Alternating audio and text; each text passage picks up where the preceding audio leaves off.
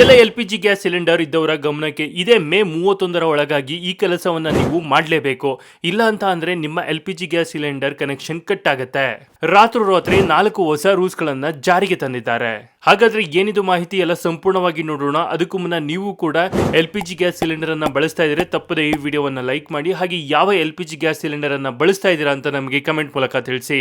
ಮನೆಯಲ್ಲಿ LPG gas cylinder ಬಳಸುತ್ತಿರುವ ದೇಶದ ಎಲ್ಲ ಗ್ರಾಹಕರಿಗೆ ಕೇಂದ್ರ ಸರ್ಕಾರದಿಂದ ಹೊಸ ರೂಲ್ಸ್ ಜಾರಿ.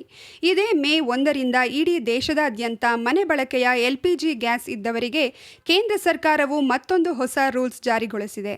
ಬನ್ನಿ, ನಿಮ್ಮ ಬಳಿಯೂ ಕೂಡ ಈಗಾಗಲೇ ಅಡುಗೆ ಮಾಡಲು LPG ಗ್ಯಾಸ್ ಅಂದರೆ ಭಾರತ್ ಗ್ಯಾಸ್ ಅಥವಾ HP ಗ್ಯಾಸ್ ಅಥವಾ ಇಂಡಿಯನ್ ಗ್ಯಾಸ್ ಹೀಗೆ ಯಾವುದೇ ಕಂಪನಿಯ ಗ್ಯಾಸ್ ಇರುವ ಎಲ್ಲ ಗ್ರಾಹಕರಿಗೂ ಕೇಂದ್ರ ಸರ್ಕಾರದ ಹೊಸ ರೂಲ್ಸ್ ಜಾರಿಗೊಳಿಸಿದೆ. ಇದೇ ಮೇ 1ರಿಂದ ಇಡೀ ದೇಶದಾದ್ಯಂತ ಜಾರಿಗೆ ಬಂದಿದ್ದು ಎಲ್ಲ ಗ್ರಾಹಕರಿಗೂ ಅನ್ವಯವಾಗಲಿದೆ. ಈಗಾಗಲೇ ನಮ್ಮ ಕರ್ನಾಟಕದಲ್ಲಿ ಹಾಗೂ ದೇಶದಲ್ಲಿ ಗ್ಯಾಸ್ ಬಿಕ್ಕಟ್ಟು ಸಮಸ್ಯೆ ಎದುರಾಗಿದ್ದು, ಈ ಮಧ್ಯೆ ಕೇಂದ್ರ ಸರ್ಕಾರವು ಗ್ರಾಹಕರಿಗೆ ಗುಡ್ ನ್ಯೂಸ್ ನೀಡಿದೆ. ಬನ್ನಿ, ನೀವು ಕೂಡ LPG ಗ್ಯಾಸ್ ಗ್ರಾಹಕರಾಗಿದ್ದರೆ ತಪ್ಪದೆ ವಿಡಿಯೋಗೆ ಈಗಲೇ ಒಂದು ಲೈಕ್ ಮಾಡಿ ಹಾಗೂ ವಿಡಿಯೋವನ್ನು ತಪ್ಪದೆ ಕೊನೆವರೆಗೂ ನೋಡಿ. ಮೇ 1ರಂದು ತೈಲ ಕಂಪನಿಗಳು ಬೆಲೆಗಳನ್ನು ಪರಿಷ್ಕರಿಸಲಿದ್ದು ಮತ್ತೆ ಏರಿಕೆಯಾಗುವ ಸಾಧ್ಯತೆ ದಟ್ಟವಾಗಿದೆ ಎಂದು ಮಾರುಕಟ್ಟೆಯ ವಿಶ್ಲೇಷಕರು ಅಭಿಪ್ರಾಯಪಟ್ಟಿದ್ದಾರೆ. ಎರಡನೆಯದು, ಬುಕ್ಕಿಂಗ್ ಅವಧಿಯಲ್ಲಿ ಬದಲಾವಣೆ.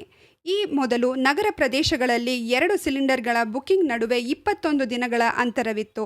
ಆದರೆ ಈಗಿನ ಹೊಸ ಪ್ರಸ್ತಾವನೆಯಂತೆ ಈ ಅವಧಿಯನ್ನು 25 ದಿನಗಳಿಗೆ ಹೆಚ್ಚಿಸುವ ಸಾಧ್ಯತೆ ಇದೆ. ಗ್ರಾಮೀಣ ಭಾಗದಲ್ಲಿ ಇದು 45 ದಿನಗಳವರೆಗೆ ಇರಲಿದೆ.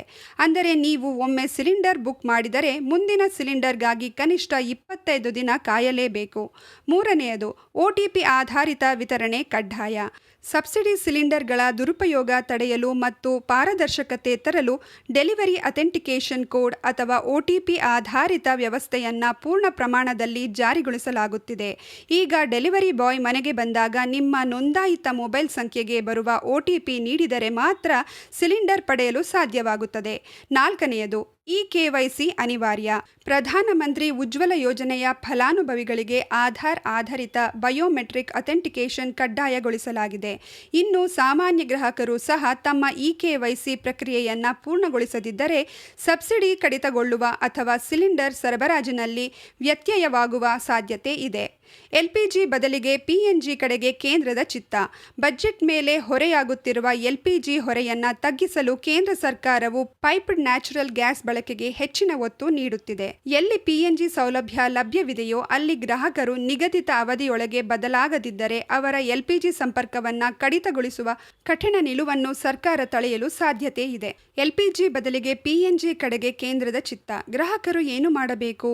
ಮುಂಚಿತವಾಗಿ ಬುಕ್ ಮಾಡಿ. ಬುಕ್ಕಿಂಗ್ ಅಂತರ ಹೆಚ್ಚಾಗಿರುವುದರಿಂದ ನಿಮ್ಮ ಬಳಿ ಇರುವ ಗ್ಯಾಸ್ ಖಾಲಿಯಾಗುವ ಮೊದಲೇ ಯೋಜಿತವಾಗಿ ಬುಕ್ಕಿಂಗ್ ಮಾಡಿ.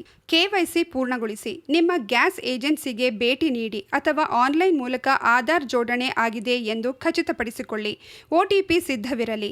ಸಿಲಿಂಡರ್ ವಿತರಣೆಯ ಸಮಯದಲ್ಲಿ ನಿಮ್ಮ ರಿಜಿಸ್ಟರ್ಡ್ ಮೊಬೈಲ್ ನಿಮ್ಮ ಕೈಯಲ್ಲಿರಲಿ. ಮೇ 1ರ ಮೇಲೆ ಪರಿಷ್ಕರಣೆಯು ಕೇವಲ ಅಡುಗೆ ಮನೆಯ ಬಜೆಟ್ ಮೇಲೆ ಮಾತ್ರವಲ್ಲದೆ ಹೋಟೆಲ್ ಮತ್ತು ವಾಣಿಜ್ಯ ಉದ್ದೇಶಗಳ ಮೇಲೂ ಪರಿಣಾಮ ಬೀಳಲಿದೆ. ಮಧ್ಯಪ್ರಾಚ್ಯದ ಪರಿಸ್ಥಿತಿ ಶಾಂತವಾಗದ ಹೊರತು ಬೆಲೆ ಇಳಿಕೆಯ ನಿರೀಕ್ಷೆ ಕಷ್ಟ ಎಂಬುದು ತಜ್ಞರ ಮಾತಾಗಿದೆ.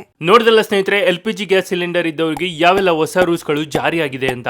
ಈ ಬಗ್ಗೆ ನೀವೇನು ಹೇಳ್ತೀರಾ? ನಿಮ್ಮ ಅನಿಸಿಕೆ ಅಭಿಪ್ರಾಯಗಳನ್ನು ನಮಗೆ ಕಮೆಂಟ್ ಮೂಲಕ ತಿಳಿಸಿ. ಹಾಗೆ ಈ ವಿಡಿಯೋವನ್ನು ಯಾರೆಲ್ಲ LPG ಗ್ಯಾಸ್ ಸಿಲಿಂಡರ್ ಅನ್ನ ಬಳಸ್ತಾ ಇದ್ದಾರೆ ಅಂಥವ್ರಿಗೆ ಈ ವಿಡಿಯೋವನ್ನು ಶೇರ್ ಮಾಡಿ. ಅವ್ರಿಗೆ ಈ ವಿಡಿಯೋ ತುಂಬಾನೇ ಹೆಲ್ಪ್ ಆಗುತ್ತೆ.